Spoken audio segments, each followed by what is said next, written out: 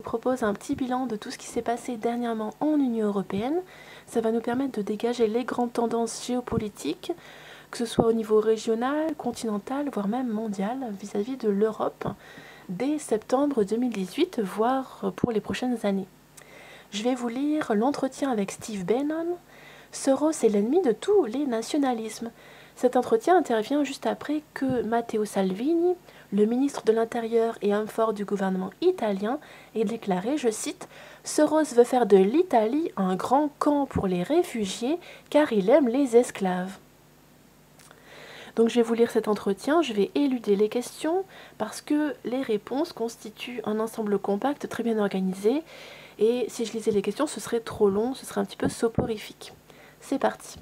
Entretien exclusif accordé par Steve Bannon à Gianluca Savoini lors de sa récente tournée européenne à la rencontre des mouvements populistes européens. Journaliste et conseiller politique de Matteo Salvini, Gianluca Savoini est un cadre de la Lega expérimenté. Il dirige l'association Lombardie-Russie, la Lombardie c'est une région d'Italie, association très impliquée dans le rapprochement entre la Lega et la Russie. Il était par ailleurs présent au forum eurasiste de Kishinev. Kishinev, c'est la capitale de la Moldavie entre l'Ukraine et la Roumanie. L'entretien est prolongé par 3 questions de Pierre-Antoine Plaquevent à Gianluca Savoini. Alors Steve Bannon déclare « Le début de la fin du règne de Merkel en Europe est maintenant proche. Je crois aussi que la fin de son règne en Allemagne est déjà arrivée. » La chancelière est en guerre avec son propre parti et elle souffre d'une hémorragie de vote vers l'AfD, Alternative für Deutschland. Et elle n'a pas été en mesure d'obtenir un véritable accord lors des réunions de l'Union européenne la semaine dernière. En réalité, son problème le plus sérieux est son partenaire de coalition, le CSU bavarois, avec des gens comme Horst Seehofer, le ministre allemand de l'Intérieur, qui s'organise contre elle. Elle devrait être le chef et donner la ligne du parti. Au lieu de cela, sa politique d'immigration est totalement sans règle. Il est clair que seuls ceux qui agissent commandent réellement en Europe.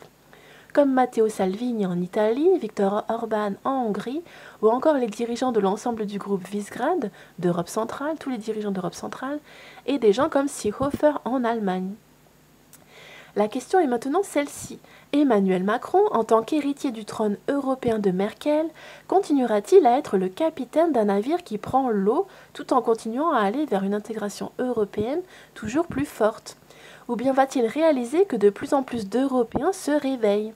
L'idée d'avoir des frontières fortes et un leadership fort, comme celle de Matteo Salvini et du gouvernement populiste italien, progresse absolument partout. Maintenant, Steve Bannon nous parle de Matteo Salvini et Luigi Di Maio. Ils sont incroyablement intelligents, habiles politiquement et travailleurs. Tant que les hommes de ces deux partis continueront de travailler dans l'intérêt du peuple italien, je ne vois pas pourquoi ils devraient avoir des problèmes ou perdre leur consensus dans un proche avenir. Mais la Ligue ne pense pas que sa popularité actuelle devrait l'amener à exiger des élections anticipées.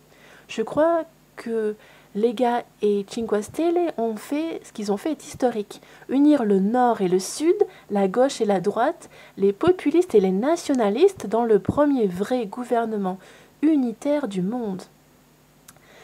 La principale menace pour les partis et les gouvernements nationaux populistes en Europe n'est pas Bruxelles, mais les ONG, les organisations non gouvernementales, et leurs appareils médiatiques financés par George Soros, véritables armes contre l'information libre. Chaque populiste et chaque nationaliste en Europe devrait identifier ses ennemis. Des gens comme George Soros ne se soucient que d'une chose, le pouvoir et donc la possibilité de l'aligner sur leur avantage personnel et l'argent qui rentrera dans leur poche. Soros lui-même l'a dit dans l'une de ses interviews infâmes. Il ne se soucie pas des conséquences sociales de ses projets, il le fait seulement pour l'argent. Vous devriez demander à l'administration américaine quelle est sa position officielle, mais d'après ce que je comprends, il y a beaucoup d'harmonie entre les efforts déployés à Washington pour sécuriser les frontières des États-Unis et ce que font Salvini et d'autres dirigeants européens. Mais le gouvernement américain n'a aucun intérêt à prendre parti directement, d'où le rôle officieux de Bannon. Il veut surtout servir les meilleurs intérêts du peuple américain. D'autre part, le peuple américain, en particulier les déplorables, cette large base populaire du mouvement qui soutient Trump, suit attentivement le nouveau gouvernement italien et soutient cet exécutif. Quand vous avez un président qui fait face à une menace existentielle, pour nous, comme la Chine et son État vassal, la Corée du Nord, un État qui fait face à une crise frontalière, celle avec le Mexique, donc les États-Unis est en pleine crise frontalière avec le Mexique, et 1000 autres problèmes nationaux et internationaux, il est parfaitement logique d'éviter de relancer la guerre froide avec Moscou. Mais nous avons une classe politique et des médias tellement habitués à diaboliser certaines nations qu'ils ne peuvent pas voir au-delà de leur nez. Les gens savent bien que Poutine n'est pas un gentil garçon, c'est un ancien officier du KGB, mais Trump ne voit pas la nécessité de déclencher une guerre avec lui. Je crois aussi que le président Trump comprend que le moment est venu de mettre fin, une bonne fois pour toutes, à la guerre froide, tout comme il essaie de mettre fin à la guerre de Corée. Les élites européennes et américaines détestent Poutine parce que c'est un nationaliste qui encourage l'Église orthodoxe, donc c'est l'Église chrétienne orthodoxe, c'est une branche différente, mais c'est toujours des chrétiens, et qu'il a le soutien de la société civile russe. Ceci est contraire à tout ce en quoi les élites croient. Nous ne devons pas nécessairement envisager une chute de l'Union européenne. Au lieu de cela, nous devons plutôt envisager une plus grande place pour les États-nations et leurs gouvernements qui travailleraient ensemble dans le meilleur intérêt de leur peuple. Si la Commission européenne et le Conseil des ministres, Conseil de l'Union européenne, veulent changer l'Union européenne, ils peuvent le faire et ce faisant, ils la sauveraient probablement. Mais à l'heure actuelle, ils ont seulement l'intention de créer une Europe à leur image. De plus, je ne vois pas comment les gens pourraient finalement obtenir leur liberté et leur indépendance alors qu'ils ont une union non politique basée exclusivement sur une union monétaire. Je pense qu'à la fin, les États-nations devront récupérer leur monnaie. Le Royaume-Uni n'a pas adopté l'euro, il a donc ainsi maintenu un contrôle monétaire et fiscal. C'est un point fondamental. Il existera encore des partis, des idées politiques et des figures de droite et de gauche, mais ils commencent à avoir de moins en moins de signification. Gauche contre droite est un moyen simple d'opposer les gens entre eux.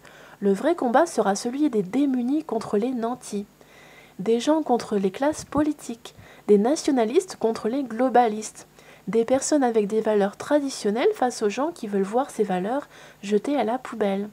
L'école de Francfort et son marxisme culturel ont infiltré presque toutes les institutions en Europe. Bien sûr dans l'Union européenne, mais aussi dans l'Église catholique, où la théologie de la libération radicale des jésuites des années 60 et 70 s'est répandue comme une contagion à travers l'Amérique latine et a maintenant atteint les plus hauts niveaux de l'Église catholique, dirigée par un pape jésuite argentin. Ils ont déjà essayé quand Mattarella a tenté de mettre M. Ciseaux comme Premier ministre, donc jeu de mots avec Cottarelli, malgré le refus clair de la technocratie par les électeurs italiens. Donc il parle de l'état profond italien. Je ne pense pas qu'ils oseraient réessayer très bientôt, du moins pas ouvertement. Une des choses que ce nouveau gouvernement italien doit faire est de veiller à ce que les fonctionnaires et les responsables de la mise en œuvre de la politique gouvernementale mettent fin à la crise des migrants, et qu'ils mettent aussi en œuvre la flat tax et se concentrent sur la croissance économique. Je pense que tout le monde s'accorde à dire que la victoire du Brexit et celle de Trump en 2016 ont été des événements révolutionnaires et que nous assistons maintenant à des bouleversements dans toute l'Europe. Quant à Dugin, qui est un philosophe russe, je l'ai étudié intensément et je connais bien son travail. Bien que je ne sois pas d'accord avec tout ce qu'il dit, Dugin est l'un des penseurs les plus importants au monde en ce moment. Donc là, il parle du nouvel ordre mondial. Je ne sais pas si le nouvel ordre mondial est une représentation fidèle de la politique consensuelle que nous avons observée au cours des dernières décennies. Je préfère être plus précis à ce sujet. Nous avons eu un système global de gouvernement d'après-guerre, fondé sur certaines règles, qui a été imposé à la fois par la planification centrale, par l'apathie politique, donc la paresse politique, et par un manque de confiance dans la classe des travailleurs. Leurs droits ont été effacés progressivement parce que les technocrates croyaient qu'il n'y avait pas d'autre option et aucun choix alternatif n'a été étudié. Maintenant, tout change. Quant aux adversaires américains, nous devons toujours être à l'affût, à 360 degrés. Il y a des menaces physiques et informatiques partout dans le monde. C'est naturel quand vous êtes la seule superpuissance. Mais à l'heure actuelle, les menaces critiques auxquelles nous sommes confrontés proviennent du commerce chinois et de leur plan d'hégémonie mondiale, ainsi que de l'islam radical et de notre frontière méridionale au sud avec le Mexique. Nous ne devons pas oublier que l'une des choses les plus dommageables pour le peuple des États-Unis n'était pas nécessairement la guerre ou la menace de guerre, mais plutôt une attaque contre notre secteur manufacturier et un assaut contre nos jeunes à travers la crise des opiacés. Donc il y a une grande crise de la drogue aux États-Unis, la propagation massive des drogues. Donc Steve Bannon dit qu'il aime l'Italie et spécifiquement Rome. Je reviendrai très bientôt et j'ai hâte de me plonger dans cette atmosphère politique fascinante, ainsi que dans l'histoire et la culture de l'Italie. L'Italie est le centre actuel de la révolte nationale populiste, avec l'Autriche et l'Europe centrale. Alors maintenant, c'est Pierre-Antoine Plaquevent qui interviewe Gianluca Savoini. Donc c'est plus spécifiquement par rapport à ce qui se passe en Italie et à partir de l'Italie dans toute l'Europe. Gianluca Savoini nous dit: la priorité numéro 1 du nouvel gouvernement était de freiner l'immigration, promesse pour laquelle il a été élu par le peuple italien. À seulement un mois de sa prise de fonction et après une crise institutionnelle grave, il était très difficile, voire impossible, pour le gouvernement de mener une nouvelle confrontation avec l'Union européenne, conjointement avec le bras de fer sur la question migratoire. La priorité absolue de ce gouvernement et de Matteo Salvini sont la fermeture des ports italiens aux ONG, les organisations non gouvernementales, immigrationnistes, et le gel de nouvelles arrivées massives de clandestins. Deux objectifs du programme de la Lega que le nouveau gouvernement est en train de valider. En ce qui concerne la question du rapport avec la Russie, tant Matteo Salvini que l'ensemble de la Lega continuent de militer en faveur de la fin des sanctions et plus largement d'un rapprochement Italie-Russie comme nous l'avons toujours fait. Il faut voir maintenant ce qui ressortira de la rencontre entre Poutine et Trump, cela peut débloquer beaucoup de choses. C'est la rencontre de la semaine prochaine. Donc là, nous parlons d'empêcher une coopération par les USA entre l'Europe et la Russie. C'est une question épineuse. Ce qui est clair, c'est que, comme l'explique bien Bannon, Trump défend en premier lieu les intérêts de son pays et qu'il a été élu pour cela. C'est ce que doivent faire les hommes politiques responsables. C'est ce que font Poutine en Russie, Orban en Hongrie ou encore Salvini à son poste dans le nouveau gouvernement italien. Pour les Américains, la Chine est bien l'ennemi numéro 1 des États-Unis dans la guerre économique mondiale actuelle. La Chine qui tient les États-Unis par les obligations du Trésor américain qu'elle possède en masse. Ce qui rapproche Bannon des populistes européens. C'est son rejet viscéral des élites de la finance mondialiste, malgré ou grâce à sa carrière dans la banque. Un monde qu'il connaît bien et qu'il méprise. Bannon a clairement identifié les dangers qui guettent le monde occidental. La finance sans contrôle et le chaos migratoire. Ce qui le rapproche de nous, c'est cette volonté de vouloir maîtriser les flux migratoires et de vouloir rétablir la centralité de l'État-nation dans le système des relations internationales. Donc il parle de toutes les bases américaines en Italie, il y en a plus de 60. On peut réellement se questionner sur la pertinence du maintien de ces infrastructures étrangères sur notre sol dans l'après-guerre froide. D'ailleurs, dans une de mes vidéos, je viens juste de vous parler de l'organisation de Shanghai qui a réussi à faire désinstaller plein de bases américaines qui étaient en Asie. Maintenir un tel dispositif a-t-il encore un sens même pour les Américains? Là encore, certaines déclarations de Trump laissent penser qu'il ne serait pas contre un certain repli de l'implication américaine au sein de l'OTAN, l'organisation du traité de l'Atlantique Nord. Par ailleurs, Matteo Salvini rappelait récemment que l'OTAN aurait un meilleur rôle à jouer dans la protection des frontières du sud de l'Europe face à l'immigration de masse que face à un hypothétique danger russe. Les Américains n'ont-ils pas intérêt à favoriser l'euroscepticisme et les populismes intra-Union européenne à l'intérieur dans la guerre qu'ils mènent contre le rival économique allemand, leur principal adversaire économique continental? Le vrai problème de l'Europe actuelle, ce sont les orientations que lui donne le couple franco-allemand, et malheureusement pour l'Italie, la France de Macron est un adversaire politique et économique encore plus immédiat que l'Allemagne. L'Italie, plus encore que la Hongrie et que l'Autriche, de par sa taille et sa puissance économique, peut devenir le centre de gravité d'une orientation nouvelle de la politique européenne, une politique qui serait enfin celle des Européens pour les Européens. Cela, Bannon l'a bien compris.